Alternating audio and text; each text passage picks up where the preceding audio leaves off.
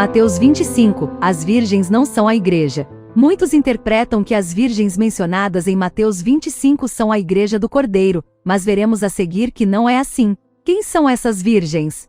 Texto e contexto. Provavelmente o erro mais comum na compreensão da Bíblia seja interpretar o texto sem considerar o contexto. Como vimos em um trabalho anterior, não considerar o contexto de Mateus 24 fez com que muitos perdessem a fé no arrebatamento da igreja antes da grande tribulação.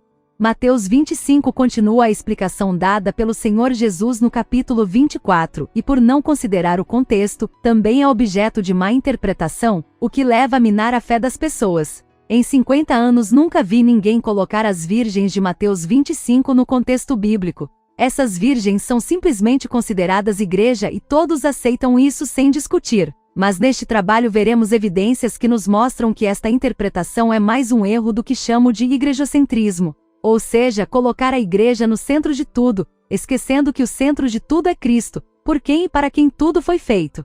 Noivo ou esposo? No versículo 1 lemos que as virgens saíram para receber o esposo, conforme a tradução João Ferreira de Almeida e outras. Em algumas traduções é usada a palavra noivo. Se consultarmos o dicionário grego, veremos que ambas as palavras são usadas para traduzir nunfios, 3566 de Strong. Como saber então se quem vem é o noivo, antes do casamento, ou marido, depois de consumada a união com a noiva? Vamos ao contexto para a resposta. Noivado, casamento e festa ou banquete. Segundo o Manual de Costumes e Costumes dos Tempos Bíblicos, havia 3 fases na união entre um homem e uma mulher. Não vamos aprofundar em detalhes para não alongar o vídeo. Primeiro ocorre o noivado, que hoje é conhecido como pedido de mão da noiva.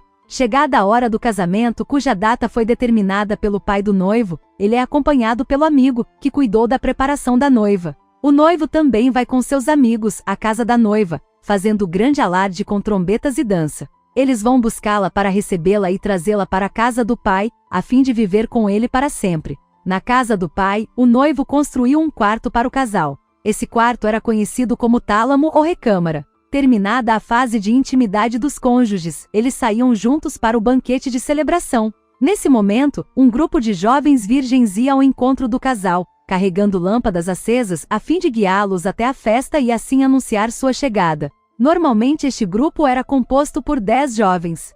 A união matrimonial em si. Se lemos Gênesis 24, 67, veremos a celebração do casamento de Isaque e Rebeca.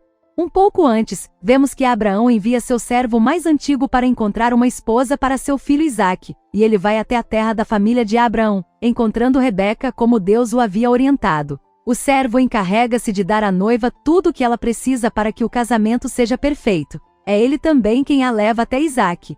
Vendo-a de longe, a Bíblia diz que Isaque a levou à tenda de Sara, sua mãe, e tomou Rebeca por esposa e a amou. Ou seja, na privacidade daquele quarto consumaram o casamento.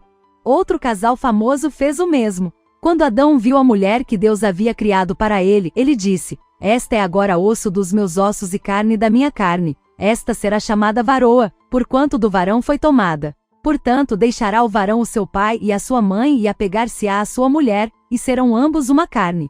Em Mateus 24, 1, vemos que uma vez esclarecida a dúvida sobre a origem do filho de Miriam, José reage da seguinte forma: "E José, despertando do sonho, fez como o anjo do Senhor lhe ordenara, e recebeu a sua mulher, e não a conheceu até que deu à luz seu filho, o primogênito, e pôs-lhe o nome de Jesus." Observemos 2 coisas importantes. Ele a recebeu, assim como Adão e Isaque. Daí a Bíblia menciona que ele não a conheceu até que ela deu à luz. Isso foi importante para que houvesse a certeza de que o bebê que ela carregava no ventre havia sido concebido pelo Espírito Santo. Ou seja, o casamento em si, segundo a Bíblia, consiste em um noivo receber a noiva e ter intimidade com ela, iniciando assim a vida de casados. No caso de José e Miriam, eles tiveram que esperar em relação à intimidade pelo que foi explicado. Sem sacerdotes e sem cerimônias religiosas. Nestes exemplos bíblicos vemos algo muito interessante. Deus nunca delegou seu poder exclusivo para fazer do homem e da mulher uma só carne. Portanto, se quisermos formalizar a união entre noivo e noiva perante um líder religioso, a Bíblia não diz nada contra. Mas deveríamos pensar muito bem antes de fazê-lo, pois poderíamos estar colocando um ser humano no lugar de Deus e isso é sempre um terreno delicado. O casamento bíblico é uma questão entre Deus, um homem e uma mulher. Todo o resto são acréscimos humanos que sempre trazem problemas. Essa fase de intimidade entre os recém-casados costuma durar 7 dias, durante os quais a esposa não aparece em público. A festa do banquete. Terminado esse tempo de intimidade, os esposos são conduzidos pela corte das virgens com suas lâmpadas até o local do banquete, onde os convidados, vestidos com suas melhores roupas, recebem os dois e sentam-se à mesa do banquete. Se olharmos para a festa realizada em Canaã, na qual Jesus esteve presente, veremos que Jesus estava no banquete, mas não celebrou nenhuma cerimônia. Eles estavam, claramente, apenas comendo e bebendo.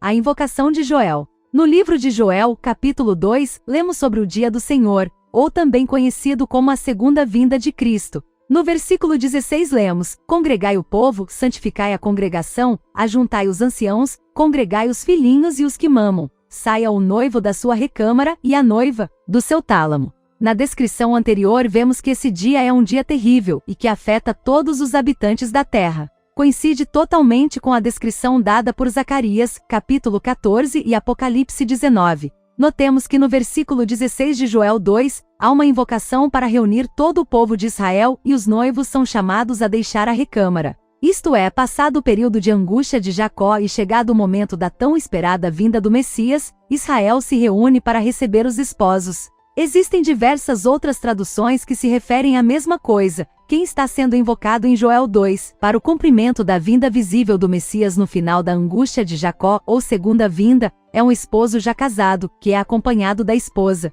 Esse é o contexto de Mateus 25, quando as virgens saem para receber os esposos. Considerando, portanto, o contexto bíblico, vemos que as virgens mencionadas em Mateus 25 não são a noiva do Cordeiro, mas sim aquelas que guiam o cortejo até a festa do banquete. Vemos também que essas virgens são do povo de Israel, que aguardam o Messias e o recebem no final da angústia de Jacó, ou grande tribulação, como pode ser visto em todo o capítulo 2 de Joel. A promessa à noiva. A promessa mais querida da noiva é a que o noivo lhe disse em João 14, 2 e 3. Na casa de meu pai há muitas moradas. Se não fosse assim eu vou-lo teria dito, pois vou preparar-vos lugar. E se eu for e vos preparar o lugar, virei outra vez e vos levarei para mim mesmo, para que onde eu estiver, estejais vós também. Notemos que neste texto o noivo diz que vai preparar um lugar na casa do pai, o terceiro céu, e depois levará para si a noiva. Essa é a descrição da união matrimonial que descrevemos anteriormente, onde o noivo recebe a noiva e assim a torna sua esposa, consumando o casamento. Portanto, a igreja, que é a noiva de Cristo, será arrebatada para ele a qualquer momento. Ela será transformada num piscar de olhos, após ascender as nuvens, e depois será levada à morada do Pai. Apenas a noiva recebeu a promessa de morar no céu. Então, passados os 7 dias de intimidade, que são os 7 anos da grande tribulação, ambos serão recebidos pelos convidados do banquete e para isso serão guiados pelas virgens com lâmpadas acesas. É por isso que esse momento é relatado em Mateus 25, onde é descrita a vinda gloriosa do Senhor Jesus à terra, de forma visível. Foi prometido a Israel reinar na terra quando o Messias retornar para o seu reinado milenar, que é inaugurado no banquete e cujos convidados são o povo de Israel que aguarda o Messias, conforme Joel 2, 16.